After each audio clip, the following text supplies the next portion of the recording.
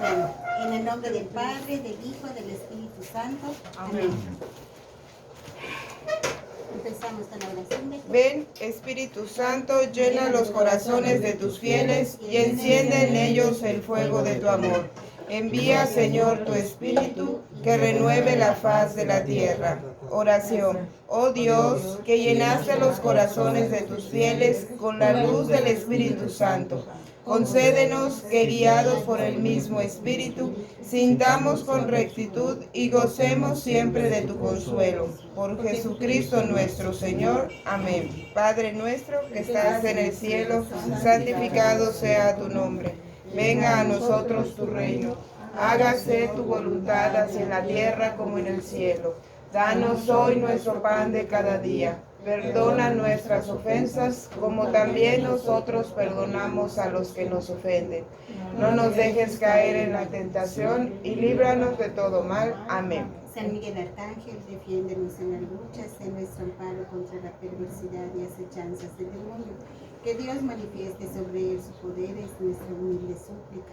Y tú, príncipe de las milicias celestiales, con el poder que Dios te ha conferido, arroja al infierno a Satanás y a los demás espíritus malignos que vagan por el mundo para la perdición de las almas. Amén. Amén. En el nombre del Padre, del Hijo y del Espíritu Santo. Amén. Amén.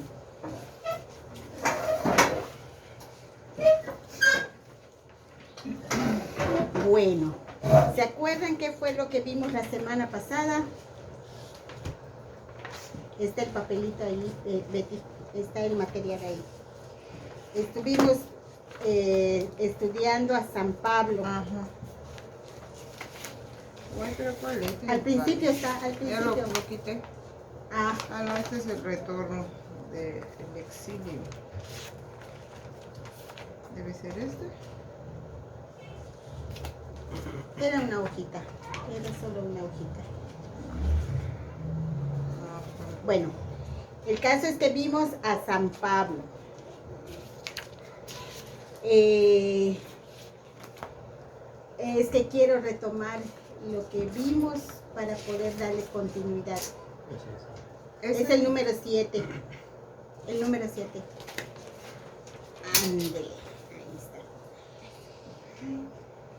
Vimos cómo la iglesia en realidad no necesita estar inventando nada, simplemente es que la iglesia actual lo único que ha hecho es poner por escrito todas las cosas que los discípulos aprendieron del maestro, todo lo que aprendieron de Jesús. Entonces se fue enseñando boca a boca, pero hubo la necesidad de escribir, porque vimos también en un pasaje de la Biblia cómo es que empezaron a haber distorsiones en cuanto al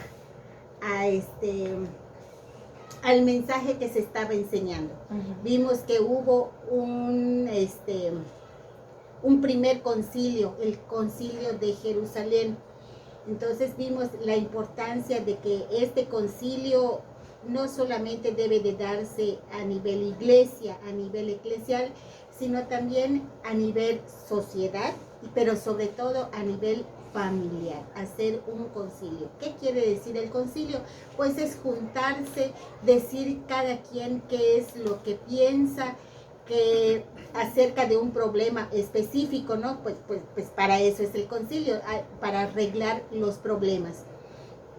Entonces vimos que la misión del magisterio de la iglesia está ligada al carácter definitivo de la alianza instaurada por Dios a través de Cristo. O sea, la alianza que Dios hace con su nuevo pueblo es a través de Cristo, es a través del sacrificio en la cruz. Bien, entonces vimos también cómo San Pablo empieza a enseñarnos acerca de lo que es Dios en su Trinidad. Vimos cómo Pablo nos habla de una manera tan perfecta, podríamos decir, de lo que es el Padre, de lo que es Jesús como Hijo, de lo que es el Espíritu Santo como Dios y como amor entre el Padre y el Hijo. Y vimos también cómo es que a pesar de que era un hombre que no era cristiano, pero que sí era perseguidor y asesino de cristianos, cómo es que Dios a través de él hace una misión apostólica y lo convierte en un pilar de la Santa Iglesia. ¿Por qué un pilar? Porque vimos que el apóstol de los judíos era Pedro, por su sencillez en cuanto a que no era un hombre estudiado. Pero vemos que el otro pilar es Pablo. ¿Por qué? Porque él era un hombre estudiado, era un hombre muy, muy bien capacitado en diferentes idiomas. Entonces era el instrumento perfecto para llevar el mensaje, para llevar la palabra de Dios a otros lugares donde le iba a ser muy fácil la misión de evangelizar.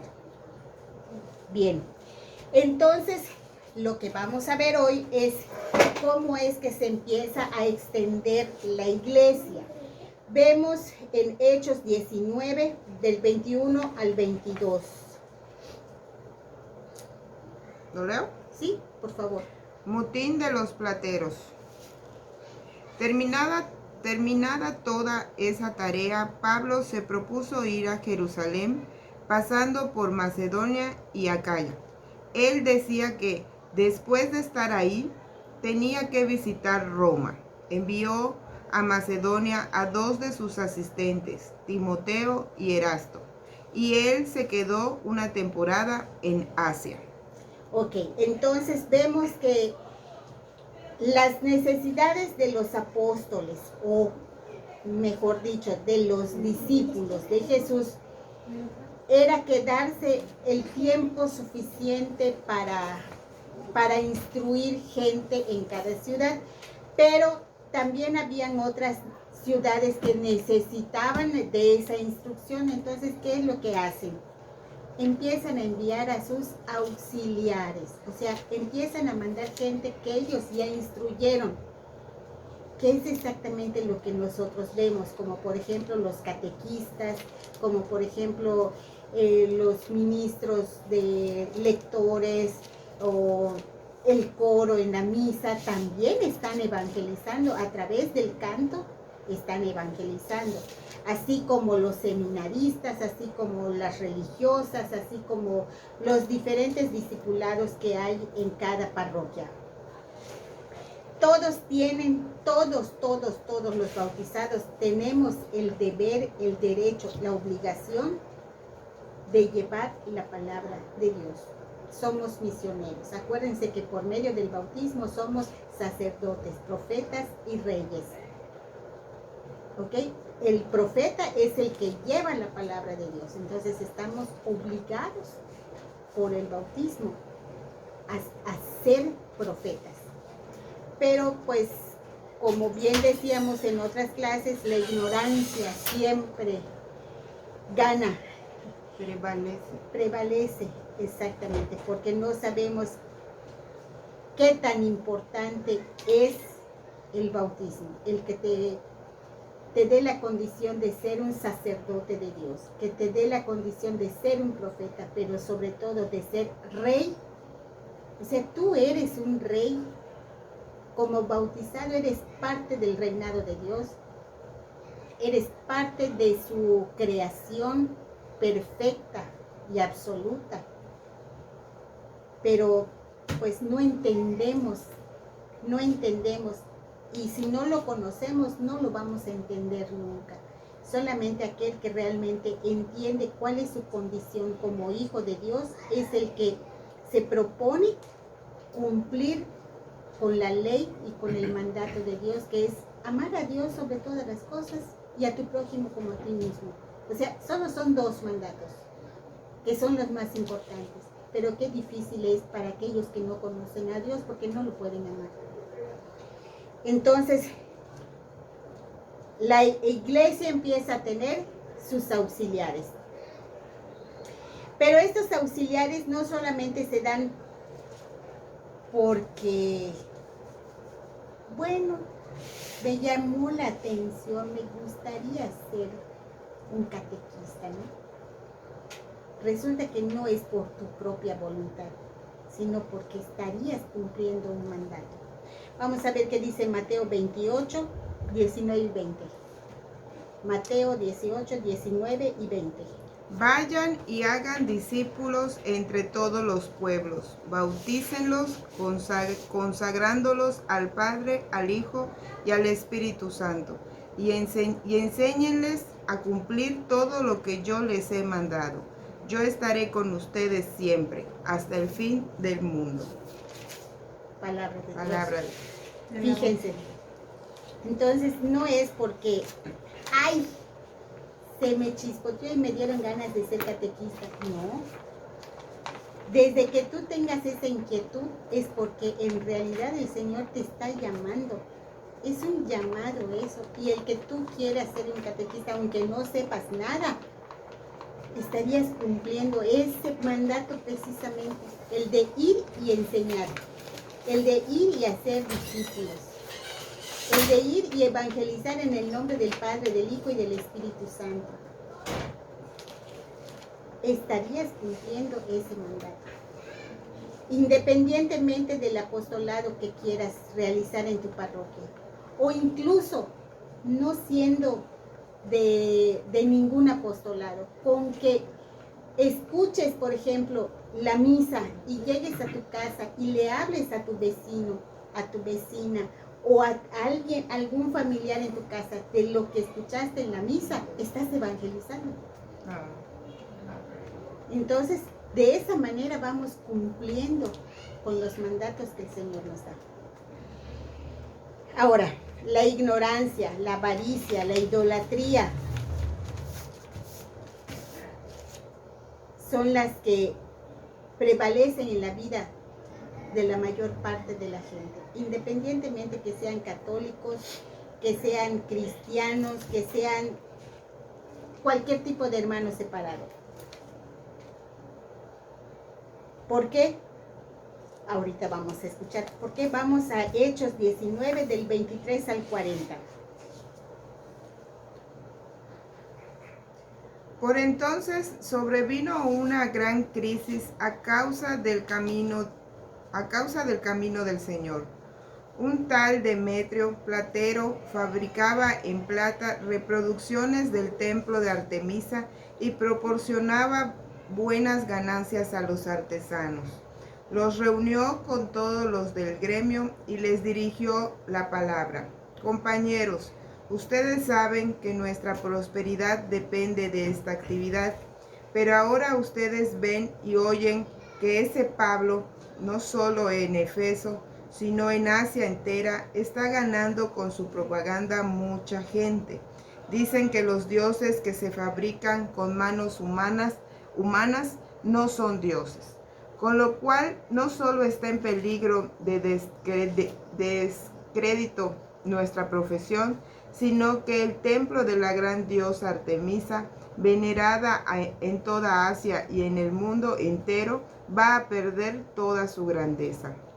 Al oírlo, se enfurecieron y se pusieron a gritar: ¡Viva la gran Artemisa de Efeso! Se produjo un gran tumulto en la ciudad y todos se precipitaron hacia el teatro, arrastrando consigo a Gallo y a Aristarco, macedonios compañeros de Pablo. Pablo intentaba acudir a la asamblea, pero los discípulos no se lo permitieron. Algunas autoridades de Asia, amigos suyos, le enviaron un mensaje aconsejándole que no acudiera al teatro. Entretanto, cada uno gritaba una cosa. Había una gran confusión en la asamblea y muchos de la concurrencia ni siquiera sabían la causa. Algunos de la multitud explicaron el asunto a Alejandro, a quien los judíos habían empujado al frente de todos.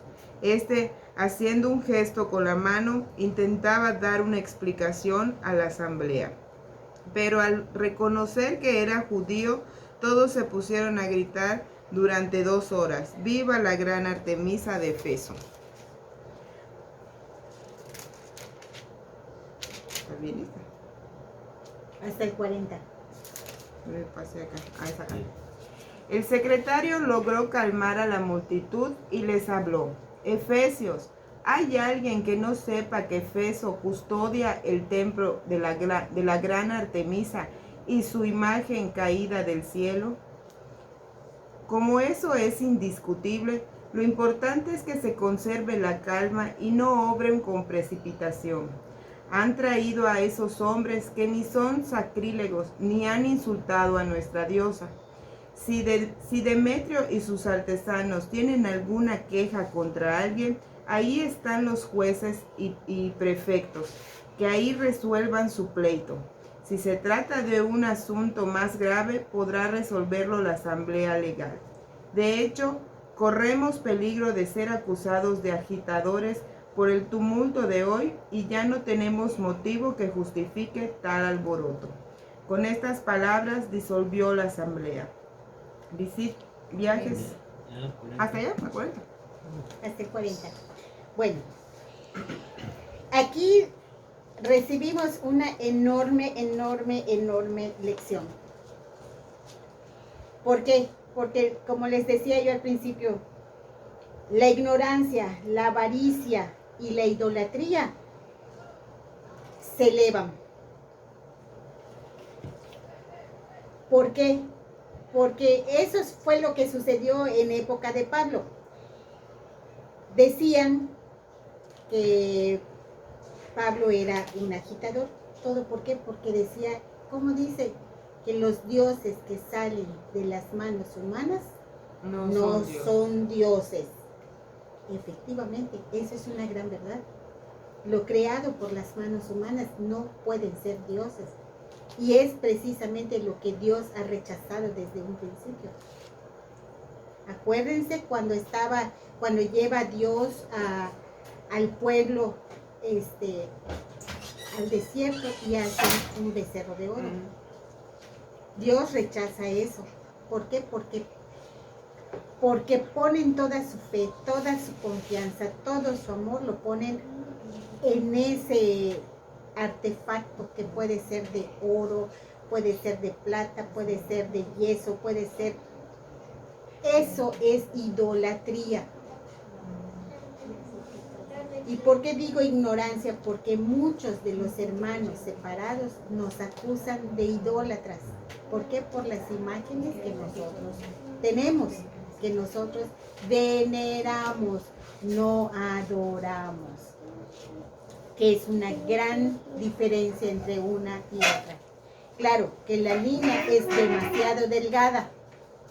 La línea es demasiado delgada entre veneración y adoración. Y hay que saber muy bien hasta dónde llegar.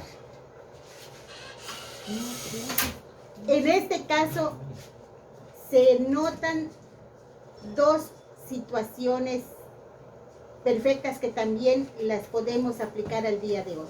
Una, la avaricia y la ignorancia, además de la codicia. Porque, ¿cuál era la principal preocupación de ese tal Demetrio? Sí. ¿Cuál era la principal preocupación de ese hombre? Que iban a perder su ganancia. Que iban a perder sus ganancias. Entonces, ¿qué dicen? No, es que Pablo es esto, Pablo lo otro. Están buscando la manera de cómo destruir al templo de la gran diosa Artemisa. El pleito, podríamos decir de alguna manera, no era en contra de la diosa Artemisa.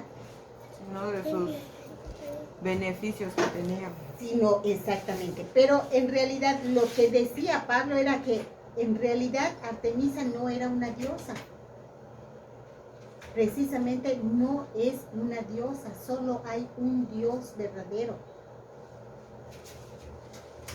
Pero mucha gente lo entendía así y por eso se convertían. Por eso se convertían al cristianismo, porque entendían perfectamente de que solamente había un Dios verdadero y que no había más. Pero Claro, ¿qué era lo que hacían? Todos donaban sus bienes, donaban mucho dinero, claro que por eso el templo era un templo muy rico. Y se vendían los ídolos con las imágenes de la diosa Artemisa, lo que hacen actualmente cualquier alfarero que hace sus imágenes, que si del Divino Niño, que de la Virgen de Guadalupe, que de la Virgen de esto, que de la Virgen del otro. Y qué bueno, porque de ahí sacan su dinero. Pero si les llegan a decir, ¿saben qué? Lo que a nosotros nos dicen, eso es idolatría, eso es que venga alguien a decirnos, no, es que la Iglesia Católica no es lo que es, y va a suceder exactamente lo mismo. Y todos se van a ir en contra, ¿por qué? Porque se va a ver afectado más que nada su bolsillo. Claro. Con respecto a los hermanos separados, ellos no tienen imágenes, pero sí tienen codicia, porque